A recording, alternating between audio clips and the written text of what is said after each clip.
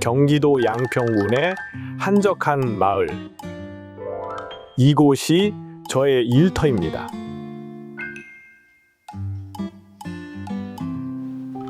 술조전, 장비를 챙기는 일은 늘 반복되는 일상이지만 매번 소홀히 할 수 없는 과정입니다. 지그는 그렇게 자주 다니지만 갈 때마다 고민이 돼요. 결론은 그거예요. 간단하게 설명드리면 낚시하는 장소, 해당 장소의 수심대, 빅게임 낚시 많이들 가시는 거제 통영권, 그 다음에 그 전남 고흥, 완도, 동해 왕돌초, 부산권, 울산, 포항 전부 다 가장 기본이 되는 포인트 지형 조건상 수심은요 40-50m라고 생각하시면 돼요. 그러면 200g이에요. 기본이. 근데 7-80m권이 꼭 있어요. 그러면 당연히 250g, 260, 70. 어떤 분들은 선장님이 230g 가져오라고 했대. 230g 아니면 아니야. 그런 경우가 제가 질문을 받을 때가 가장 답답해집니다. 220g 써도 되고요. 240g 써도 상관없습니다. 중요한 건 본인이 릴과 원줄, 쇼크리더를 뭘 어떻게 쓰느냐가 그게 더 중요해요. 예를 들어서 200g을 가장 적정한 무게로 봤을 때 이건 210g이거든요. 근데 스피드가 굉장히 빨라요. 얘는 내려가는 게 스피드 타입이라. 그럼 250g과도 거의 비슷한 속도로 내려간단 말이에요. 다른 타 지그로 볼 때. 근데 합사가 만일에 5, 6호를 쓴다 전동릴에 그럼 내려가는 속도가 늦어요. 전동릴은 스스로 내려갈 때도 제어해주는 그 기능이 있거든요. 스풀이 역회전을 하지 않게 너무 빨리 돌아서 한마디로 백래쉬를 줄여주기 위한 기능인데 그건 느려요. 당연히. 수동이 좋은 일이 바로 제가 매번 설명드리는 게 내려가는 스피드가 굉장히 빠르게 손으로 컨트롤 해줄 수 있어요. 그래서 이 지그는 250, 60g, 70g대의 지그, 200g대, 170, 80g, 150g 이렇게 세 가지를 한 3, 4개 정도씩 가지고 가면 충분해요. 하루 낚시하는데. 그래서 이렇게 지그 가방에 수납이 되는 거예요. 근데 저는 항상 그보다 2배 정도 많은 양을 가지고 가죠. 이렇게 생각하시면 돼요. 갖고 있는 지그를 얼마나 본인이 많이 적용을 해보느냐, 활용을 해보느냐가 이게 중요한 겁니다. 그래서 이 지그가요, 종류가 이렇게 많은 거예요. 이게 왜 이렇게 만들겠습니까? 저도. 수심 조류, 그 다음에 그 계절별, 그 시즌별 베이트 피시, 부시리 방어에 먹잇감이 뭐가 들어와 있는지 그 어종, 꽁치냐, 고등어냐, 갈치냐에 따라서 다르기 때문에. 근데 요즘 고등어 많읍디다 하고 갔는데 갈치가 그날따라 반나절도 안 돼서 바뀌어서 들어와 있을 수 있단 말이에요. 그래서 다양한 거예요. 다. 근데 갔는데 고등어만 잔뜩 들고 갔어요. 예를 들어서 펜슬도 파핑도 고등어만 된대. 고등어 칼라만 이렇게 준비를 했어. 자, 고등어 쏙 들어가고 큰 까나리 같은 작은 미끼도 먹을 수 있고 멸치도 먹을 수 있지만 엄청 큰 갈치를 막 쫓아다니고 그 다음에 만세기를 쫓아다니고 그래요. 난리가 났어요. 다른 베이트 피쉬도 있는데 그날 얘들한테는 그게 꽂힌 거야, 한마디로. 그래서 이 펜슬이 이런 색깔도 있고 저런 색깔도 있는 거야. 여기 가위, 합사 끊는 가위하고요. 스플릿 링 벌리고 바늘 빼고 끼는 플라이어. 혹시 몰라서 작은 플라이어. 지그 바닥 걸렸을 때 응급처치로 바로 끊을 수 있는 손 다치지 않게 라인 브레이커. 이렇게 돌려서 빼면 하나가 쏙 나옵니다. 양쪽으로 당겨서 매듭 마무리할 때도 쓰죠. 라인 브레이커. 그 다음에 쇼크리더 합사 매듭하고요. 마무리 지어줄 때 쓰는 이게 있어야 돼요. 이거 없으면 저는 마무리를 꼭 하거든요. 불로. 이 라이터 없으면 불안해지죠. 이게 모두 몸의 어딘가에 플라이어는 차고 있고요. 여기 플라이어 지갑이 있어요. 이렇게 가죽 제품인데 이게 다 있는 이유가 그래서 그렇습니다. 여기 플라이어가 딱 들어가서 꽂힌 채로 항상 옆에 있어야 돼요. 휴대하고. 이게 없으면 왔다 갔다 해야 되잖아요. 찾아야 되고. 그 다음에 라인 브레이커도 주머니 어딘가에 딱 들어가 있어야 됩니다. 급할 때 끊어야 돼서. 그냥 손으로 휘가 먹어서 끈다가는 손 다치고요. 그리고 합사는 교차돼서 땡기면 거기가 바로 뚝 끊어져요. 중간이. 합사 하나가 좋은 거는 10몇만 원, 300m에 20몇만 원씩 하잖아요. 그거 절반 뚝 끊어오면 연결해서 못 써요. 다시 감아야 돼요. 그래서 결과적으로 이게 다 그런 비용과 직결되는 거기 때문에 이거 아주 민감한 겁니다. 그래서 이렇게 많은 툴들이 항상 같이 있고요. 저는 이것도 모자라서 불안해서 여기 보세요. 바닥에. 출발 전에 자꾸 넣는 거예요. 뭔가. 봄이니까. 스폰 컬러. 이런 펌킨 컬러라고 해서 호박색 같은 게 있어요. 배수로에도 펌킨 컬러가 있죠. 웜 같은 게. 이게 다 이유가 있는 겁니다. 봄철에요. 2, 3, 4, 5월 달에 확실히 굉장히 이런 자극적인 누가 선뜻 이쁘지 않아서 안 사는 컬러는 저같이 이것만 전문으로 하는 사람이 만들어 놨잖아. 이게 되니까 되는 거예요. 만들어 놓은 거예요. 이게 됩니다. 이게 없으면 안 돼요. 그래서 해놓는 거예요. 자, 이렇게 정리를 해서 하나하나 가방에 챙겨 넣는 이 재미가요. 과정이 이게 다 낚시예요. 바다에 나가서 낚시하는 행위 자체만을 보고 그걸 재미라고 볼 수는 없고 이 모든 과정이 출발 전부터 이게 바로 엔돌핀이 시작이 되는 거예요. 이렇게 세팅을 딱 해서 고무 가방에 딱 넣고 이렇게 들고 가는데 많은 분들이 이 지그를 용품을 이런 걸 뭐에 담냐고 물어보시는데 플라스틱 박스는 저는 그렇게 선호하지 않아요. 그래서 가급적 이런 가방을 제가 추천드리는 이유는 공부 가방 같잖아요. 간단하죠. 예, 너무 부피감 있고 헤비하지 않고 딱딱하지 않고 얘는 배 타고 내릴 때 접안 조건이 밀물과 썰물 그러니까 들물과 썰물 때문에 배에서 오르내리는 그 높이가 굉장히 높을 때도 있어요. 그럴 때는 급하면 얘를 던져서라도 올릴 수 있는 이런 걸 저는 좋아합니다.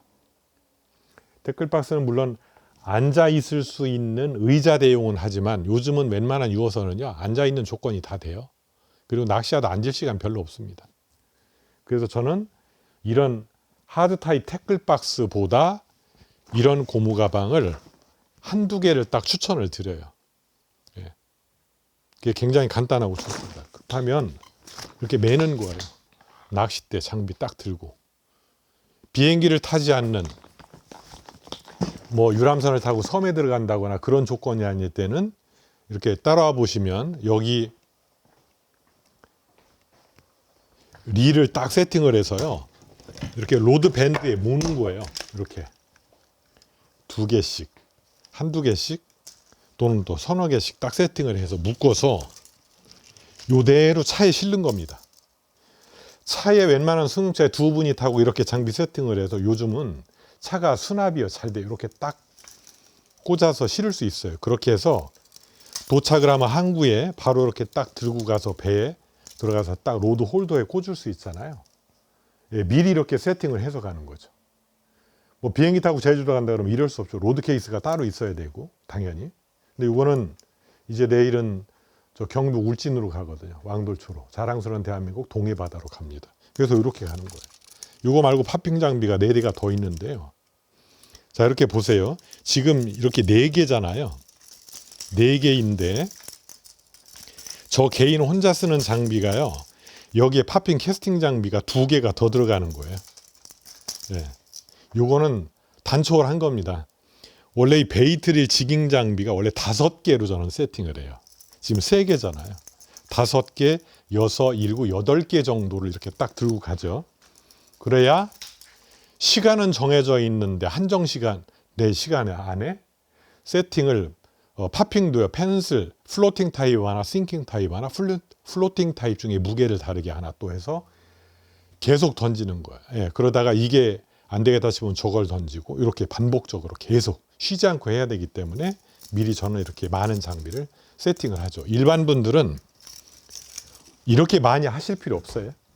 지깅 장비 하나, 파핑 장비 하나 이 정도만 세팅을 하셔도 충분합니다. 대신에 현장에서 바로바로 문제없이 매듭하고 하려면 매듭 연습만큼은 굉장히 중요합니다. 매듭 연습만큼은 미리 사전에 처음 하시더라도 20회, 30회, 50회, 60회 계속 반복적으로 하세요. 그게 가장 중요합니다. 원 크린치, 더블 크린치 그러잖아요. 크린치가 별말 아닙니다. 한 번 꼬느냐, 2번 꼬느냐 그 얘기예요. 돌에다가 한 번 넣고요. 2번 넣었어요. 이렇게 고리가 생기잖아요. 그러면 이 고리는 타이트하게 당겨서 끝줄로 여기에 2번을 감을 거예요. 1번 또는 2번.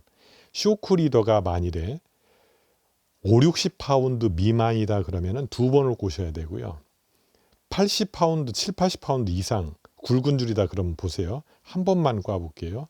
한 번 꽈서 여기 2개 루프에 이렇게 한 번만 넣어주세요. 그러고 당기시면 돼요. 끝줄 당기고 원줄 당기고 타이트하게 이렇게 하시면 돼요. 다시 한번 보여드릴게요. 자, 지금은 제가 80파운드, 100파운드 또는 130, 40파운드 쇼크리더 묶는 방법을 제가 설명을 드리는 겁니다. 자, 나일론 쇼크리더를 도래의 솔리드링에 한 번 넣었어요. 2번 넣어요. 더블 크린치. 2번 넣고 끝줄을 한 번만 원줄에 돌려서 감아서 이렇게 넣으시면 돼요. 이게 마무리야. 당기고 당기고 당기고 당겨서 마무리하시면 돼요. 이게 제가 가장 즐겨 쓰는 매듭. 2번째 제가 즐겨 쓰는 매듭은 바로 이겁니다. 한 번 넣었죠. 다시 2번 넣어요. 더블 크린치. 항상 2번 넣어야 됩니다. 자, 여기 보시면 원줄이에요. 끊어버린 얘가 끝줄이란 말이에요. 그럼 얘와 얘를 두 가닥을 같이 동시에 감싸서 이렇게 한 번, 2번 이렇게 해서 끝줄 당기고 원줄 당기고 끝줄 당기고 원줄 당겨서 2개가 같이 동시에 당겨지게 이렇게 해서 마무리를 하는 거예요. 이렇게 반복적으로 자주 최소한 20회 30회 연습을 하고 배를 타시면 까먹진 않아요. 그러면서 어느 순간 아, 이게 되는구나, 이게 완벽하구나. 얼마 전 제주도에서 제가 131cm 부실이 올릴 때 그 70파운드 나일론 줄로 매듭을 한 게 좀 전에 제가 보여드린 그 매듭이에요. 아무 문제 없어요. 제주도에서 131cm 부시리를 거뜬히 올린 순간 수심이 낮아서 매듭에 대한 확신이 있어야 대물과 싸울 수 있습니다. 여차하면 여에 쓸릴 수도 있었던 상황이죠. 힘겨운 밀당이 시작됐지만 매듭을 믿고 한치의 양보 없이 맞섰습니다. 오직 로드 끝에 무게감에만 집중했던 순간입니다. 나이스. 쉽지 않은 상황 속에서도 결국 귀한 부시리를 낚아올릴 수 있었는데요. 물때가 끝나기 전에 받은 선물입니다. 그냥 빠지면 어쩌나 싶었는데 그래도 물때 끝나기 전에 한가에 나온 게 다행입니다. 이제 썰물 시작이거든요. 이제 출발을 합니다. 출발할 때는 굉장히 즐거운 마음으로 제가 거주하는 양평에서 울진 구산항까지는 한 3시간 30분 거리라고 맵에 그렇게 뜹니다. 근데 제발 부탁인데요. 그냥 쉬지 말고 끝까지 가자 이런 분들이 많아요. 바쁘게. 왜 이렇게 바쁜지 모르겠어요. 저는 목표를 딱 정해놔요. 중간에 어디 휴게소 딱 들려서 2번 들려서 간다라고 목표를 정해서 천천히 가세요. 천천히 안전하게. 라이프를 즐기러 가는 거죠. 여러분들께서. 그래서 쉬엄쉬엄 가십시오. 그러면 그렇게 멀지 않아요. 금방 갑니다. 대한민국 빅게임의 성지. 하지만 쉽게 허락되지 않는 거친 바다. 오늘 그곳이 다시 요동치기 시작합니다. 깊은 수심 속 베이트 피쉬를 쫓는 날카로운 시선들. 녀석들의 본능을 자극하는 유혹을 이어갑니다.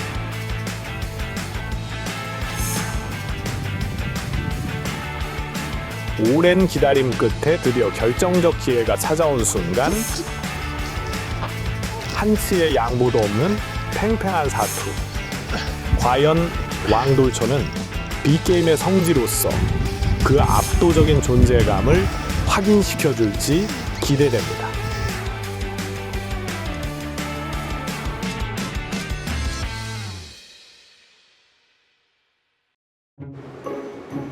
모두가 잠든 시간. 가장 먼저 깨어 바다로 향합니다. 출조 전 분주함 속에 묘한 긴장감이 감도는 새벽. 오늘 처음 바다를 마주하는 이들에게 왕돌초가 너무 가혹하지 않기를 바랄 뿐입니다. 오늘은 여기 구산항이고요. 어제 파도가 굉장히 높았습니다. 그래서 주의보가 끝나고 오늘 이제 파도가 조금 덜 하다라는 예보가 있었는데 이런 날 나가면 아침에 굉장히 너울이 심하거든요. 그래서 처음 하시는 분들이 아마 멀미 안 하셨으면 하는 바람이고요. 오늘 물때는 표준 물때표상으로 9물입니다. 그 다음에 4시가 만조 시간이에요. 왕돌초에 나가서 그 물때에 정확히 맞아서 조류가 흐름을 늘상 그렇게 타지는 않지만 어찌됐든 오늘은 9물이고 4시가 만조입니다. 여기는 구산항입니다. 아직 큰 부시리는 올해 아직 제대로 된 거는 못 만났어요. 뭐 일단은 며칠 동안 이 날씨가 계속 굳어서 왕돌초 물색이 어느 정도 탁해졌을 거라고 생각은 하는데 또 탁해지고 그러면 또 이제 아른거리면 잘 물어주니까 오늘 조금 큰 기대하면 큰 실망이 있으니까 조금 기대해 보겠습니다. 조금. 오늘 생각보다 날이 많이 춥네요. 저번에 이어서 이제 2번째 아버지랑 촬영을 오게 됐는데요. 사실 3월의 왕돌은 그렇게 쉽지가 않습니다. 그래도 오늘 제품 테스트할 것도 있고 겸사겸사해서 열심히 하는 모습 또 보여드리겠습니다. 울진 구산항, 왕돌초와 가장 가까운 항구 중 하나죠. 3월의 왕돌초는 만만치 않을 테지만 그래서 더 도전해보고 싶은 마음이 듭니다. 오늘은 왕돌초까지 뱃길로 40분 정도 걸렸습니다. 동해의 거대한 수중암초, 왕돌초에 도착합니다. 현재 수온은 14도. 대물의 폭발적인 활성도를 기대하기엔 아직 차가운 온도지만 바다 밑의 상황은 누구도 장담할 수 없습니다.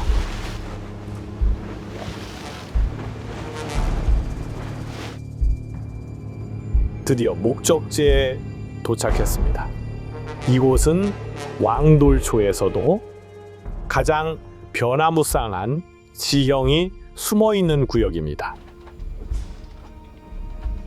여기 현재는 지금 중점 왕돌초 중점 포인트고요. 여기 이제 지금 수심 제일 낮은 거는 10m 미만인데 요 20m 중반부터 후반 라인도 라인 사이를 이렇게 훑고 지나게끔 지금 포인트 진입을 하였습니다. 수중암초가 급격히 솟아오른 험난한 길목. 대물들이 은신하기 딱 좋은 20m권 라인을 정교하게 훑으며 녀석들의 반응을 살핍니다. 지금 베이트가 좀 떠있는 어군이 찍혀서요. 플로팅으로 먼저 시작하고, 사실은 지금 시기 싱킹이 거의 확률이 높긴 한데 감을 믿고 플로팅으로 하고 있습니다.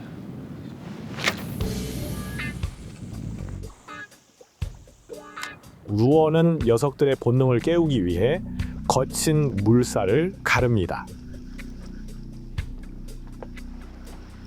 3월의 왕돌초. 오랜 침묵이 이어지던 이곳에서 대물이 움직여주길 기다려봅니다. 이제 갓 B게임 낚시에 입문한 동반 출조자들. 거친 바다에서 대물을 만나려면 기본기부터 탄탄히 익혀야 합니다. 그리고 앞에 봐, 앞에 던질 방향 보고 왼손이 겨드랑이 밑으로만 들어오세요. 툭 밀어봐요. 그렇지. 그렇게 연습하세요. 그렇게 꽉 잡으세요. 꽉. 그렇지. 잘했어요. 뭐 뒤로 날아가든 앞으로 가든 이거만 일단 숙지를 하면 되니까.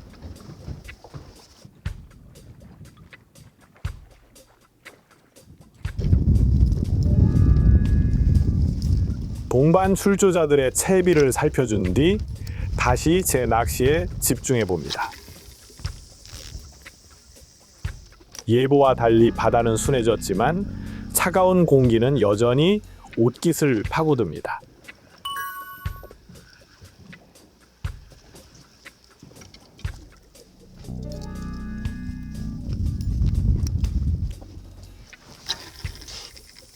차가운 수온을 뚫고 전달될 묵직한 한 번의 신호를 기다립니다.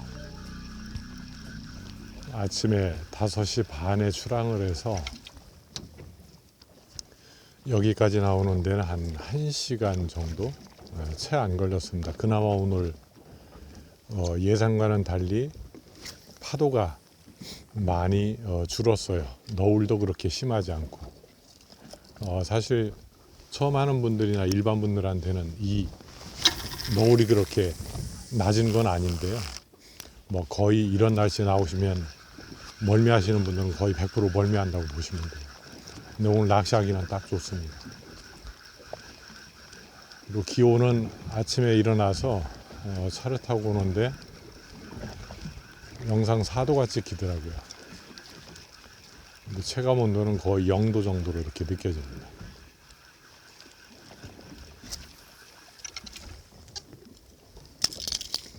표충 수온은 뭐 이맘때 당연히 차겠죠.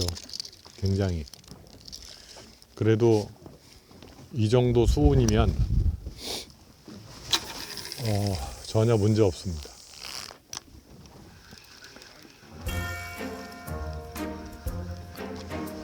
펜슬의 움직임에 온 신경을 집중합니다. 바다는 아직 묵묵부답입니다. 이 정적조차 B게임의 일부임을 알기에 니를 감는 손길에는 망설임이 없습니다.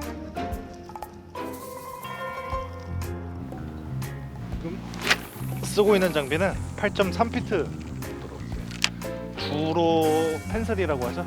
80g에서 150g 정도 되는 채비를 좀 편하게 쓸 수 있는 로드로 지금 낚시를 하고 있는데 반응이 없네요.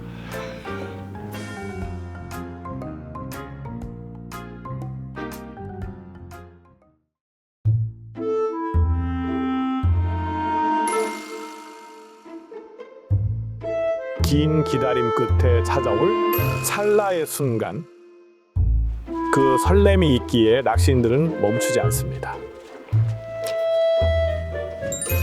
일단 뭐 날도 좋은 것 같고 기분도 좋고 오늘 그 파핑 낚시랑 지깅 낚시를 좀 기대를 하고 왔어요. 저도 좀 너무 해보고 싶었던 장면이라서 근데 정말 꼭 잡고 싶습니다. 재밌습니다. 이제 곧 왕돌초의 야성이 응답할 시간입니다. 반복되는 캐스팅 속에 몸은 조금씩 지쳐가지만 정신은 더욱 맑아집니다. 대물과의 만남은 기술만큼이나 절실한 기다림이 필요하다는 것을 다시 한번 체감하는 순간입니다.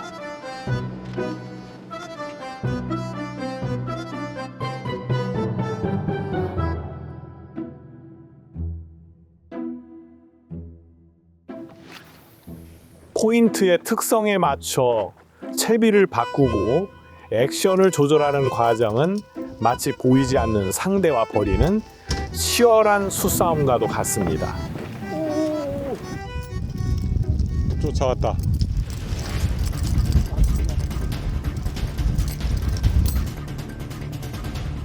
수면 위로 녀석들의 움직임이 포착됩니다. 보일링 현상인데요.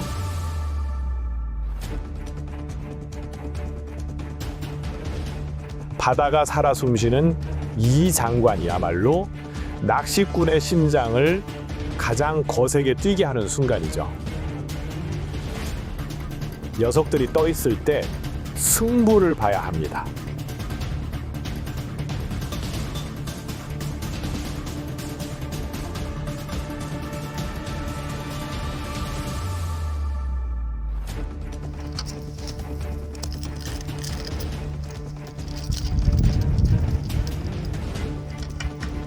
분명 근처에 있지만 오늘따라 경계심이 대단하네요. 루어의 코앞까지 다가왔다가도 이내 차갑게 등을 돌립니다. 수만 번 바다를 마주한 베테랑에게도 쉽지 않은 날입니다. 어떻게 된 일인지 펜슬이 옆에 있어도 녀석들은 눈길조차 주지 않습니다. 예민하게 구우는 녀석들 탓에 애가 타지만 그래도 멈출 수는 없습니다. 던지지 않으면 기회조차 오지 않기 때문이죠. 방금 포인트에서 라이징이 몇 번 있었는데 제 경험상 불안하게 가짜 루어를 먹지 않는 날이 될 것만 같은. 바로 옆에 펜슬을 놨는데 쳐다도 안 보더라고요. 그래도 열심히 던져봐야죠.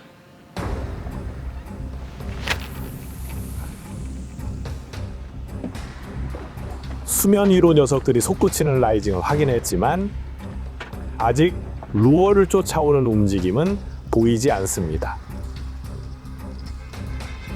기온이 올라 녀석들의 활성도가 높아지기 시작할 때를 기다리며 묵묵히 캐스팅을 이어갑니다. 아침 처음 도착해서 지금 한 30분 정도? 40분 지났습니다. 등대 비교적 가까운 데에서 수심이 한 25, 30m 지형에서 하고 있는데요. 한 2번 정도 요 앞에서 그 라이즈하는 모습이 보였는데 아직 체이스하는 형태는 없었어요. 그리고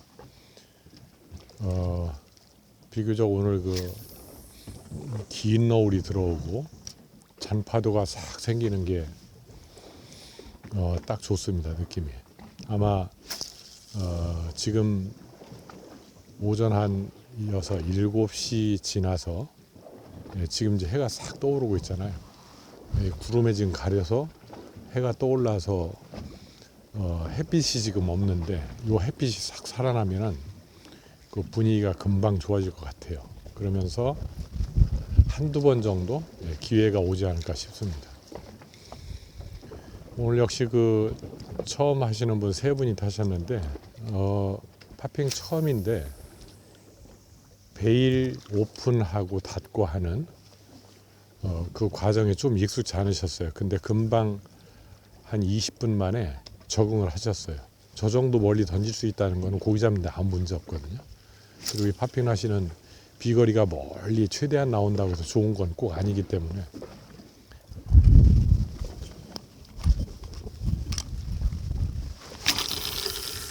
저는 파핑 장비가 이제 합사 원줄이 8호입니다. 8호고 쇼크리더는 150파운드. 지금 사용하는 펜슬은 이제 무게가 130g입니다. 지금 뒷바람이라서 비교적 가벼운 캐스팅으로 한 8, 90m 캐스팅 비거리가 무난하게 이렇게 나와요.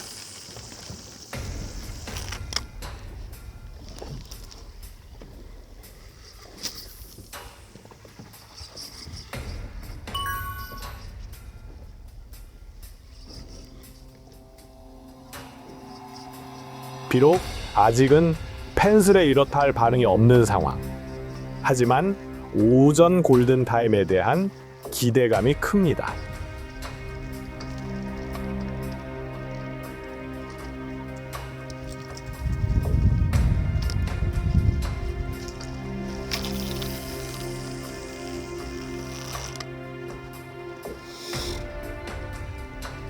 릴을 감는 매 순간 수면 아래 숨어 있을 대물의 습격을 상상하며 집중력을 유지합니다.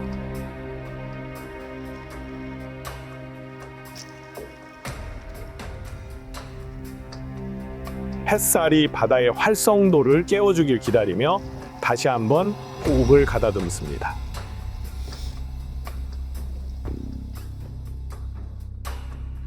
며칠간 이어졌던 풍랑주의보 끝에 어렵게 열린 바다, 한 달 가까이 조항이 잠잠했었죠. 고기만 들어와 있다면 분명 좋은 조항이 따를 거라 기대했는데 아침 골든타임부터 지금까지 바다는 좀처럼 입을 열지 않습니다. 이제 수심 50에서 60m권 깊은 저층부로 자리를 옮깁니다.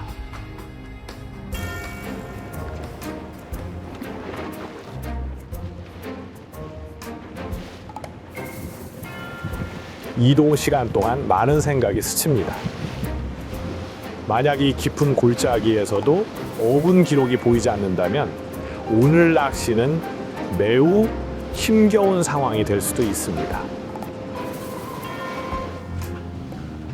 오전 11시를 향해 가는 시간, 빗방울이 섞인 바람은 더욱 차가워지고 녀석들의 행방은 여전히 묘연하기만 합니다. 마지막 기회라 생각하고 다시 한번 채비를 내립니다. 왕돌초의 바다에서 녀석과의 조우를 향한 집요한 추적이 다시 시작됩니다.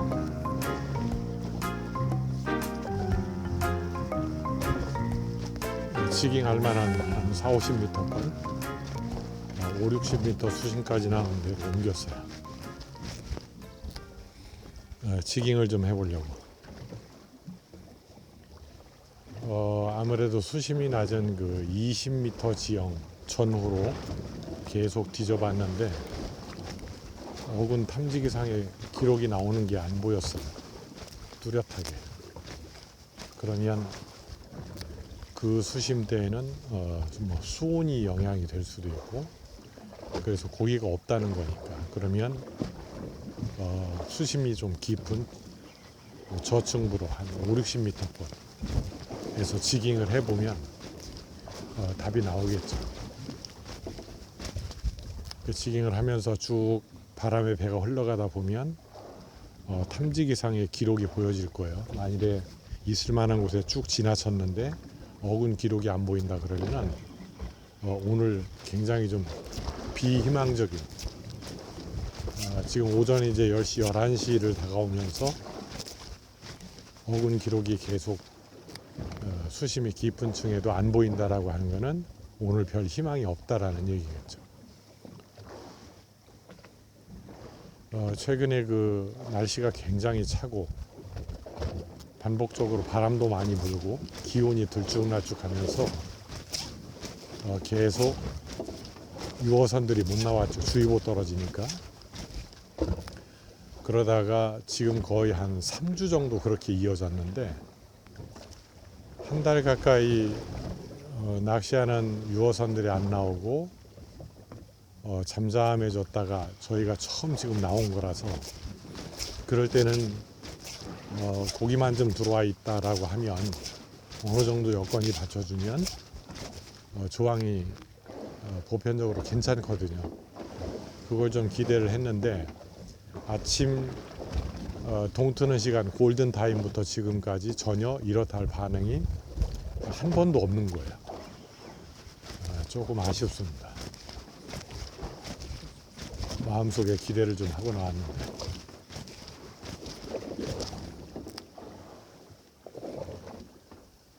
오전 내 반응이 없는 힘겨운 상황 속에서도 최선을 다하는 아들. 일이 일비하지 않는 모습이 든든합니다. 오전 내내 지금 반응이 아예 없는 상황이고요. 이런 날 같은 경우는 높은 확률로 오후에 반응을 보여줄 때가 있어요. 아직 기회가 남아있다는 점. 열심히 해야죠 또.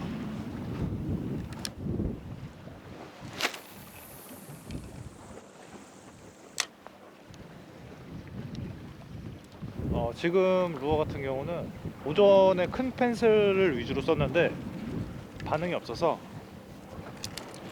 작지만 이제 레트름이 들어있는 이런 걸로 한번 수면을 확인하고 있습니다. 하루 종일 확인만 하고 있습니다. 근데 확인이 안 됩니다.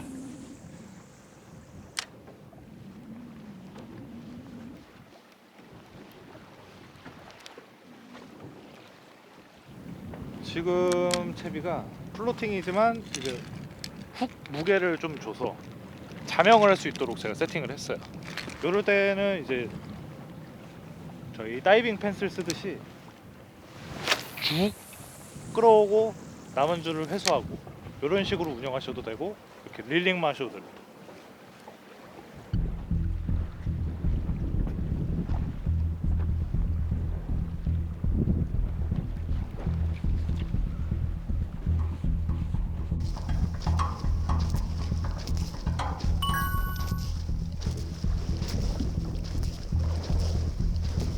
정적을 깨는 강렬한 바이트입니다.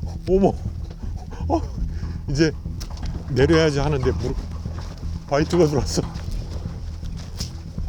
이런, 입질 한번 들어왔어요. 저킹을 10번, 16번 하고 내려야지 하려고 딱 멈추려고 하는데 그때 이게 넉놓고 있으면 꼭 이런 현상이 돼요.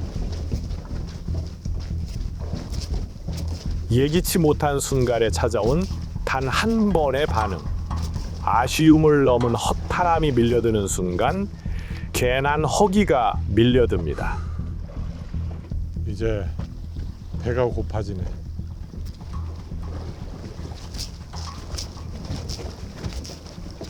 날씨 춥고 잠 못 자고 아침 일찍 나오면 컨디션이 정상일 리는 없죠, 누구나.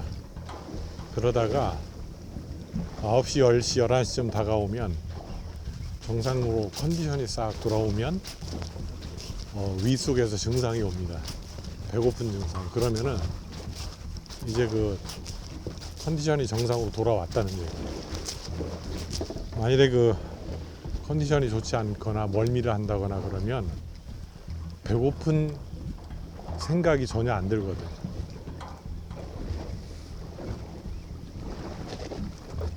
지금 이제 11시가 다 돼가고요. 여전히 빗방울은 조금씩 떨어지고 여전히 소식은 없고 그렇습니다. 한 번 40m 이상 50m 가까운 곳에서 한 번 내려서 두 번째 저킹 딱 끝나고 내리려고 할 때 바로 바이트가 들어왔었어요. 그렇게 예기치 않은 순간에 딱 들어왔을 때 그때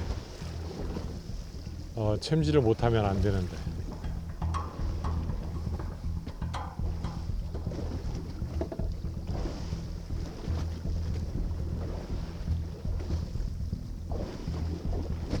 이제 철수까지 남은 시간이 얼마 없습니다. 체력도 바닥을 친 지 오래지만 마지막까지 끈을 놓지 않을 생각입니다.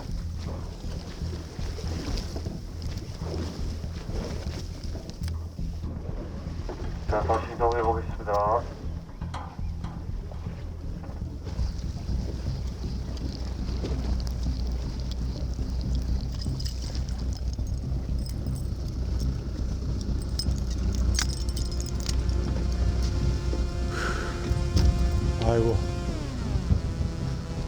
아이고 힘들다.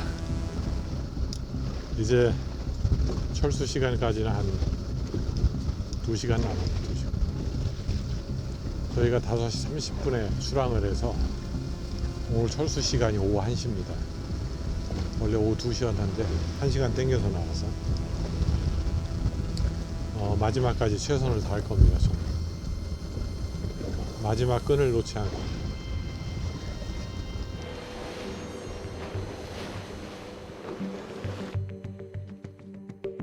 철수를 앞둔 마지막 시간. 바다의 공기가 묘하게 바뀌기 시작합니다. 오전 내내 짓누르던 무거운 정적 대신 무언가 터질 것만 같은 예감이 듭니다. 멀리 수평선 부근에서 변화가 감지됩니다. 하늘을 가득 메운 갈매기떼. 갈매기들이 모였다는 건 이 밑에 확실한 생명체가 있다는 증거죠. 분명 베이트피쉬 무리이거나 혹은 녀석들을 쫓는 부시리와 방어의 어군일 겁니다.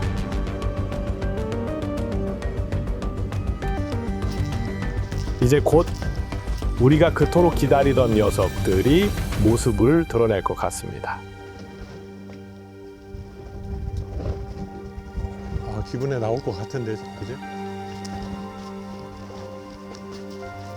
갈매기 떼가 보이면 아무래도 희망이 좀 보이죠. 쟤들은 그 이유 없는 것이 없거든요.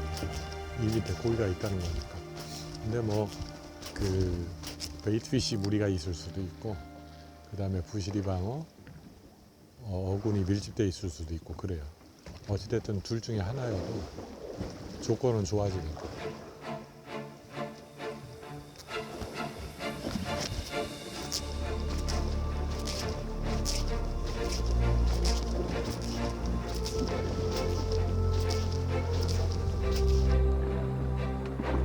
아들 녀석도 마지막 기회를 잡기 위해 부지런히 채비를 던집니다.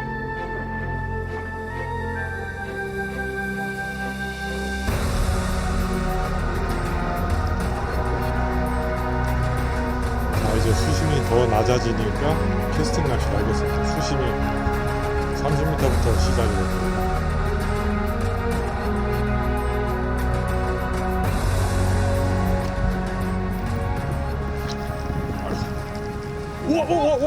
우와! 물었다! 와, 크다, 커! 드랙, 잠깐 드랙 잠궈야 돼, 드랙 잠궈.